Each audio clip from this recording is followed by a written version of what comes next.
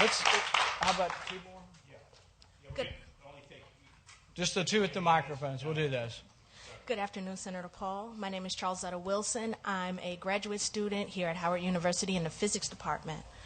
My question is in reference to something you said earlier in your speech, namely that you are for the markets being free. I actually am someone who agrees that markets should be free, but I wonder to what degree. For example, the idea of there being no longer an EPA or USDA in order to regulate things that are healthful or non-healthful for citizens to me is a problem. Also, the idea that, for example, the Monsanto's Protection Act can be sort of tucked into various types of legislation or other types of cronyism, capitalism, is upsetting to me. And so my question is, to what degree is the Republican Party, and you in particular, dedicated to making sure that free markets are in fact free? I think it's a good question. It's also something where I think we've done a poor job. I would say Republicans have done a poor job promoting that we believe in protections of the environment. And I think we can do a better job. I, for one, believe that if you believe in strict property rights, then no one should pollute their neighbor's property, and you should get absolute injunctions. You can't pollute them just a little bit. You just can't pollute your neighbor's property. So the Clean Water Act, I think, is and has an appropriate purpose or goal. The Clean Water Act says you can't discharge pollutants into the navigable streams of America. What does that mean to me? Chemical company is not allowed and should not be allowed to dump chemicals in the Ohio River. Okay? Absolutely. But you know what it's come to believe over time, so I'm not opposing having rules.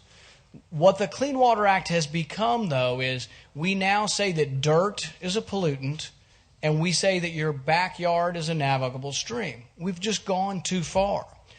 The Sackett family, this went to the Supreme Court last year, bought a $25,000 lot near a lake, not on a lake, no rivers, no streams, no ponds. It's a quarter of an acre lot. They began putting gravel on it. The EPA sent them a note and said, you are now being fined $75,000 a day. And they said, why? They said, it's a wetlands. Going back to the Clean Water Act. So we took something that was well-intentioned to stop chemical companies from dumping chemicals in the water, and we are now using it to abuse a middle-class family that just put some gravel on a lot that never has any water on it. They then had the audacity to tell them, you have no recourse in court. So they fought it all the way to the Supreme Court, and the Supreme Court said, this is America, for goodness sakes. The government just can't come take your property without you getting your day in court. So really my answer to you would be, we need to do a better job saying we believe in a clean environment, that we do believe in rules, but that the balance has shifted too far, and we're now abusing property rights and abusing farmers and small property owners, and we need to shift the balance back. And that if you shift the balance of regulations too strongly, you lose jobs. And I think that's where we are now, that we have so many regulations that we're losing jobs. Last question. Good morning, Senator. My name is Jeffrey Muhammad. I'm a former business student here at this. I'm from Washington, D.C. How are you, sir? Very good. Is that the question? Well, when I was here in the School of Business, I went to one of my teacher's office, and he said to me, you all killed Malcolm X. And I was taken back. Say it one more time. He said that we killed Malcolm X. Malcolm X? Yes. So who's we? Basically, I'm Jeffrey Muhammad. I'm of the Nation of Islam. No, but you're saying your teacher said that we killed. Who's well, here's my point, sir. Would you agree to open the files to who killed Malcolm X? And what's your position on Minister Louis Farrakhan's request? Can I ask some patience, please? Yeah, now let's give him a chance. Let's give him a chance. I want to know what your position is on the Honorable Minister Louis Farrakhan's request for a separate nation and territory within America. Yeah. Thank you very much. I think my goal is really not separate but equal, but sort of that we're going to all be the same someday without trying to be separate. And I think we're getting closer to that. And so I don't really want to see separation so much. What I would say, though, with regard to, and I can't claim that I'm an expert on Malcolm X. I, know a little bit.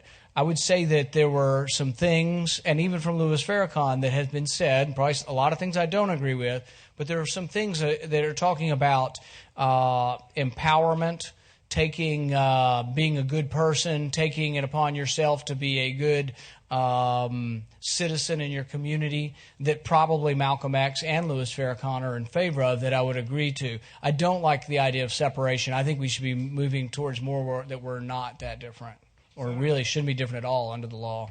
Senator, I think this young man stood a long time. All right, we'll do one more. It's got to be an easy question, though. No problem. Good afternoon, Senator. My name is Keenan Glover. I'm an administration of justice major from Rochester, New York. Okay. A freshman as well. You say you want to provide a government that leaves us alone. Quite frankly, I don't want that. I want a government that is going to help me. I want a government that will help me fund my college education. I want a government that won't define me by my fast food nor by my family's income. I'm a dollar sign with a heartbeat in this nation. This society is mirrored image of Capitol Hill. Do you, Senator Rand Paul, have a formulated solution to come up with new American values so that the citizens of this nation have a worth of more than dead presidents and Ben Franklin? I think what I would say when we go back to that I want a government that leaves you alone, the main reason I say that, and we can disagree, but probably we're going to end up disagreeing. But what I would say is that the reason I say leaves me alone is the gentleman just stood up and people gave him a hard time, and probably most people here are not followers of Louis Farrakhan.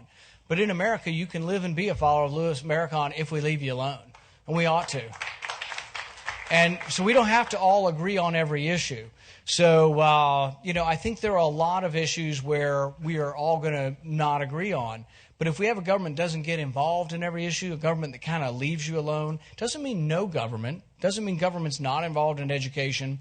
For example, one of the things I often say is, it's not that I believe in no government. I believe in a government that spends what comes in. And that's not that unreasonable. We bring in $2.6 trillion a year in money, but we're spending $3.8 trillion. So even though I think your education is important and maybe you have a student loan from the government, I'm not for borrowing it from China. I'm for figuring out how we get it out of the $2.6 trillion that comes in every year, because I think if we borrow it from China, we're going to give you a student loan, you're going to graduate from Howard, and you're going to have $60,000 in debt, and then you got no job.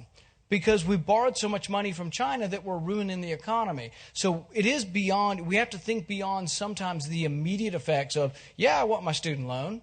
And I'm not saying I'm against the student loans. I'm saying we have to be careful that if we give everybody in the country unlimited student loans and everybody goes to college, and then the country becomes so indebted that there are no jobs, have we done you a service? So everything it's a balancing act of trying to figure it out. And you and I may not completely agree, but I think leave me alone is a good mantra for government, because government has to be involved in certain things, but there are many things we can leave government out of. Please join me in thank you. Senator Paul.